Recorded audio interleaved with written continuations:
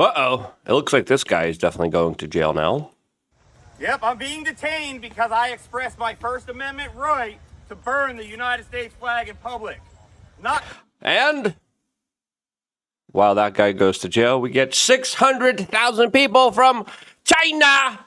All of this, as a lot of people are wondering, what in the world is going on here, as the scenario definitely looks very convoluted and complicated, especially with American foreign policy and domestic policy that is now reacting towards what I believe to be a very not good situation for the United States of America regarding what's going on with, of course, go to China.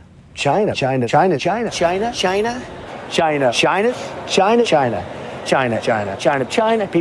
the United States now could potentially be buying more American companies with your tax dollars. That's, of course, what in the world happened here?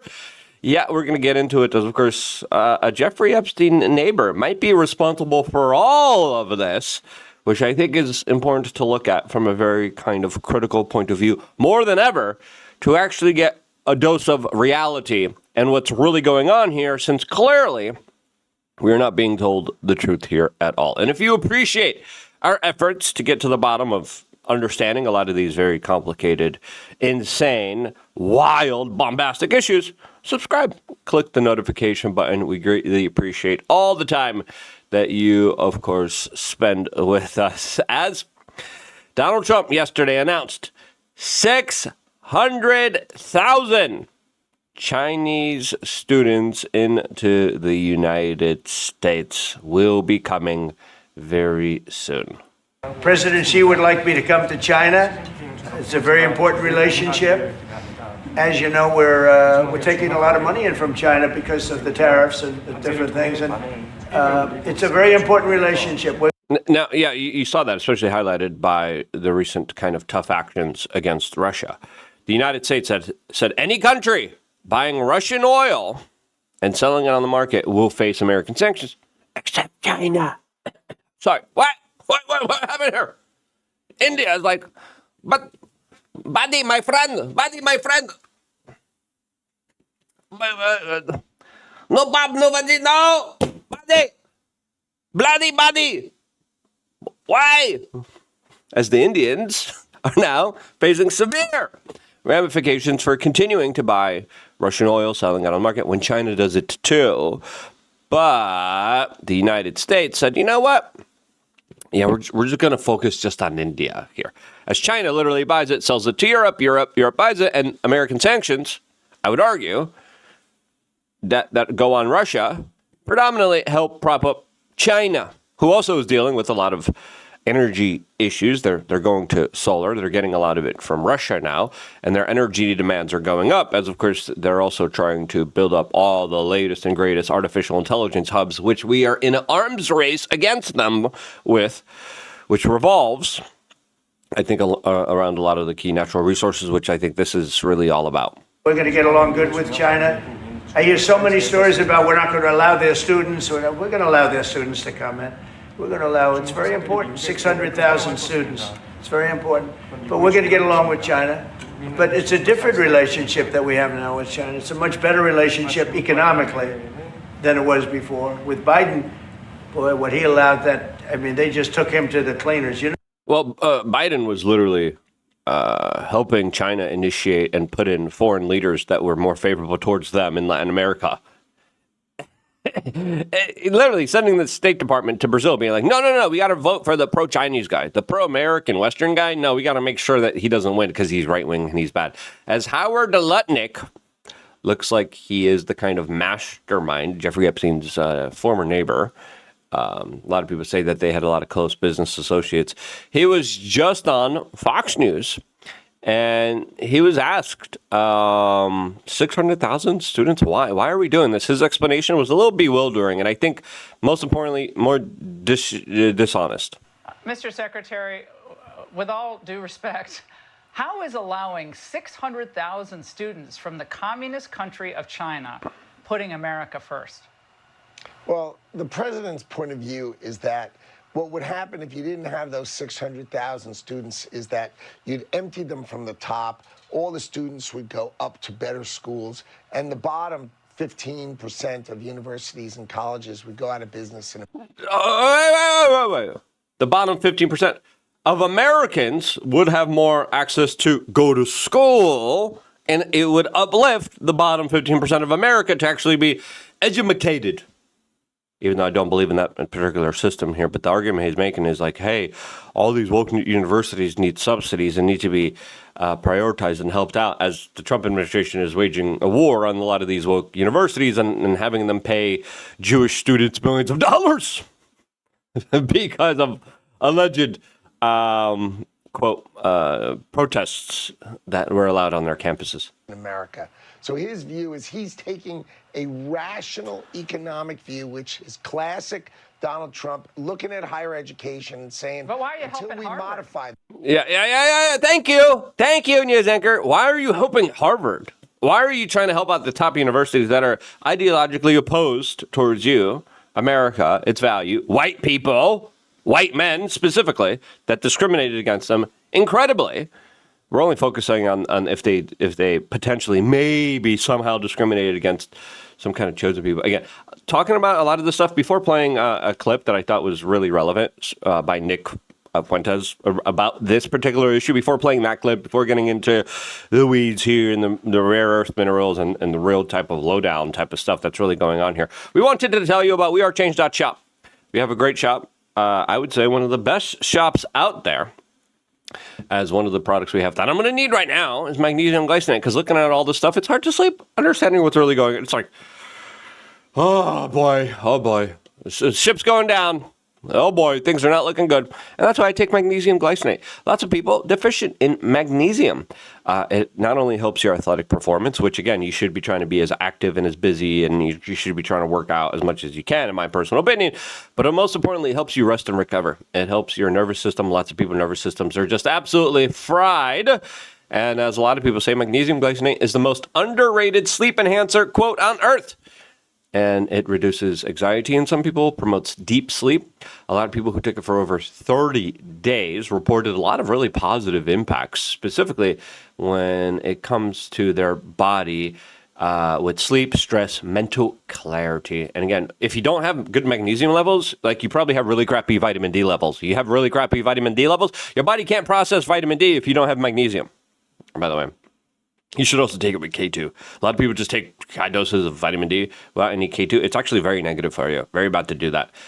Again, this is why I always say, do your own homework before putting anything into your own body. But magnesium glycinate, I take it with my last meal of the day. It helps me out, as a lot of people are chronically overstimulated.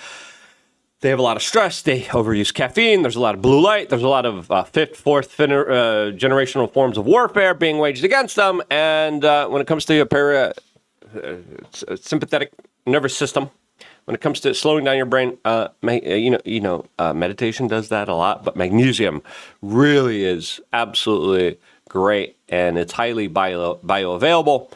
And it definitely is the biggest kind of game changer, one of the biggest game changers that I've saw when it helps me become the best, strongest, most amazing version of myself. So get it while supplies last. I think we only have 67 left in stock here. So get it while you still can. Magnesium glycinate, wearechange.shop. Now let's go back here.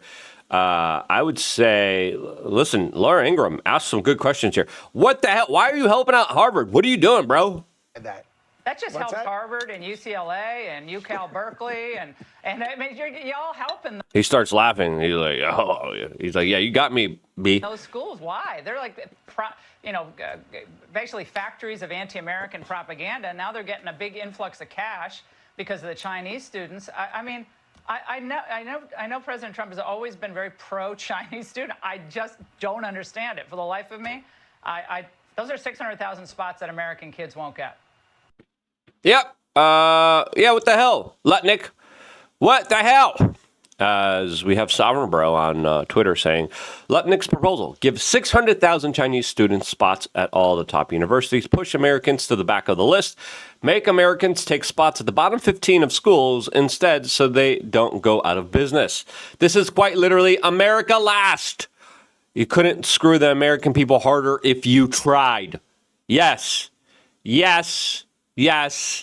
Yes. So why are they doing this? As there's a lot of things that we are culturally, geopolitically opposed to China. As Lily Tang, a personal friend of mine, says the CCP, quote, can't be trusted. 600,000 more Chinese students here is not good for our country. There are already 300,000 here.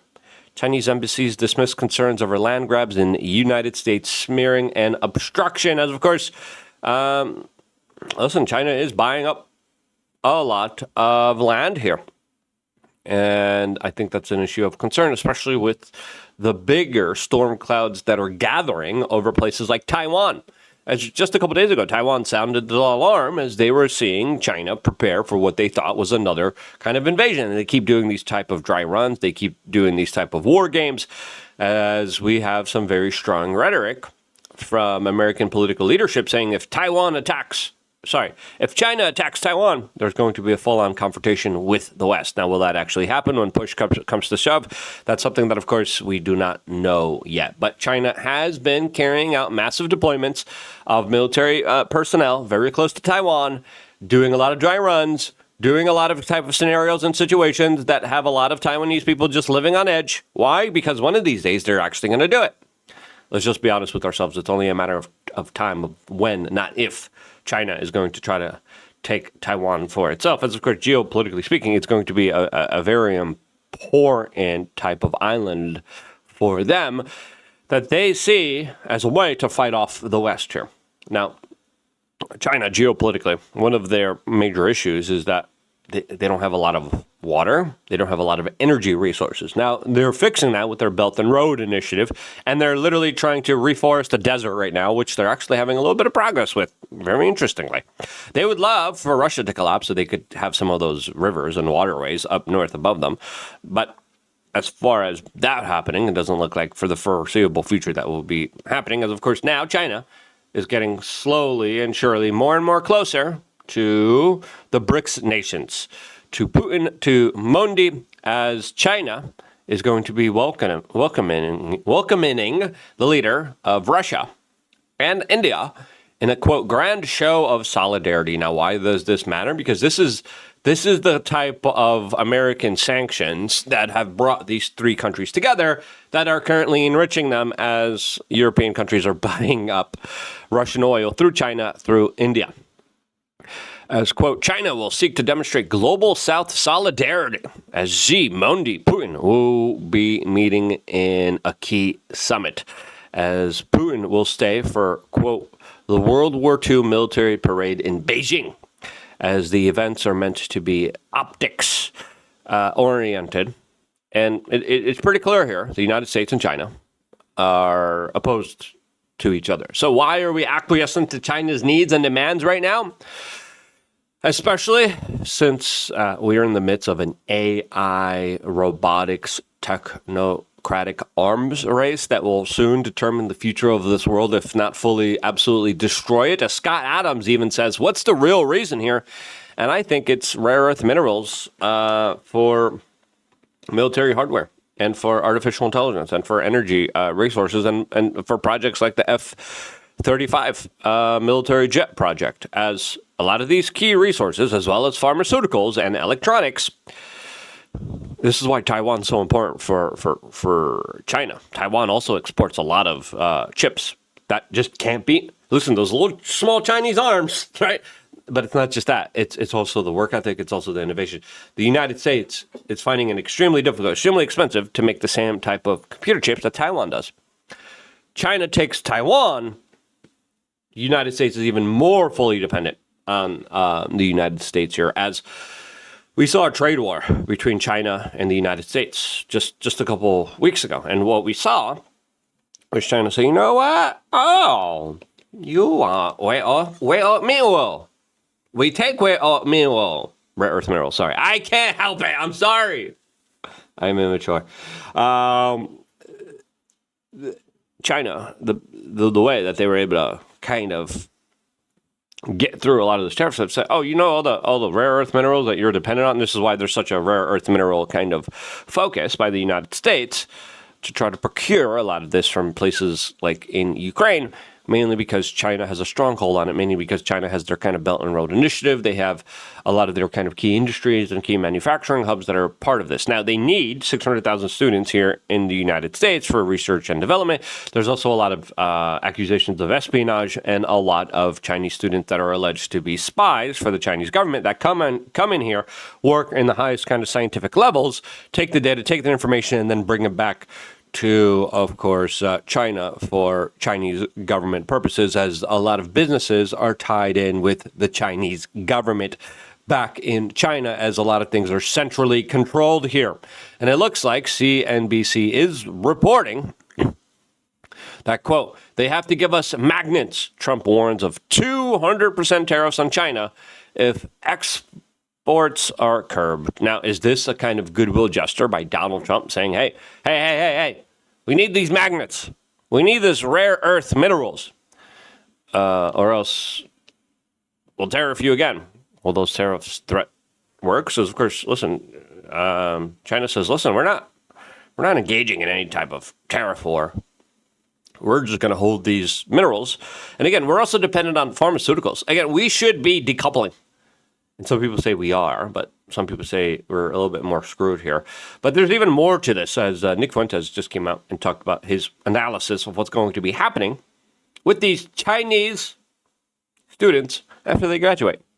And then what do? After they graduate from university, they'll apply for something like the OPT program, and they will get preferable treatment from the government. For a company to hire a Chinese tech worker out of college on the OPT program, or the OTP, optional training program, for a company to hire someone on one of these work visas, they don't have to pay certain taxes. They don't have to pay as high of wages. And they know that these workers are dependent on the employer for their visa. So they're effectively like indentured servants. So they can pay what they want. The conditions are what they want. They control those people. And those are the good jobs. This is like the H-1B visa kind of debate that started up earlier this year, late last year, specifically between Vivek, Trump, and Elon, saying, no. Americans are fat, stupid. No, we need Indians. We need the Indian truck drivers to be here on student visas. The similar conversation is what mainly a lot of the MAGA right-wing people are seeing as a major betrayal, because they're saying, look, we're giving up spots for American students in exchange for rare earth minerals. The high-paying jobs, the important jobs that should be going to Americans. Instead, they're going to foreigners. They're going to Chinese people and Indians. And who does that benefit? Well, it benefits the foreigners, and it benefits the employers that hire them. This is not America first. Now, you go on Twitter and you say, we can't have this. Why is our America first president suggesting this? I probably should have played this clip a little bit earlier, to be quite honest with you guys, but he is making a lot of sense here, and this is his conclusion to why a lot of this is happening. Like, the words came out of his mouth. He was elected on America First. He won in a landslide. They all claimed that this would confer upon him a mandate to use state power to just do things. And it would inaugurate a golden age. Like, this is what they said. You sold us this. You promised this. Those were your words. We're going to use state power to just do things and inaugurate a golden age, and you're all going back. You said that. You said that. That was your promise. You're our vengeance. No, but this time we mean it. Why, oh why, then, is that president telling us we're going to bring in 600,000 Chinese students? What could possibly be the reason for that? What could possibly be the reason? Wasn't the whole argument that he doesn't have to run for re-election, so he's beholden to no one? Wasn't the whole argument that if he gets the House and Senate, then, we could just do things? So why? Why? Why is Trump talking about 600,000 Chinese students? And someone like myself goes out and says, hey, this is ridiculous. Yeah, it's probably my personal opinion because of the rare earth minerals and trade deals and negotiations that are very tough behind the scenes and not working in a way where they're advantageous, which of course we would never hear of, even if it was true, from Donald Trump here. Now, again, this is an issue that's galvanizing a very important conversation. I think this conversation is important. Even MTG and Laura Loomer are putting their differences aside, and they're finding agreement on condemning Donald Trump for his newfound sympathy for foreign students from China. And I think that's a little indicative of where we are as a movement. As pretty clearly, there's something else going on here that we're not being told the truth about. Now, being treated like an idiot, being treated like a dumb kid. No, little child, we have to help Harvard. Go away, stupid kid. Go away. Harvard Latinic here. Well, I know what's best for you. Go down. No, we have to help. All these woke, leftist, insane, communistic organizations and institutions. Get the hell out of here. Stop lying to us. Tell us the truth. It's probably rare earth minerals. It's probably some bigger trade deals and negotiations. Listen, I wanted to also talk about what happened with Intel, as the U.S. government is now talking about buying up stocks with your money of military industrial complex companies out there. What?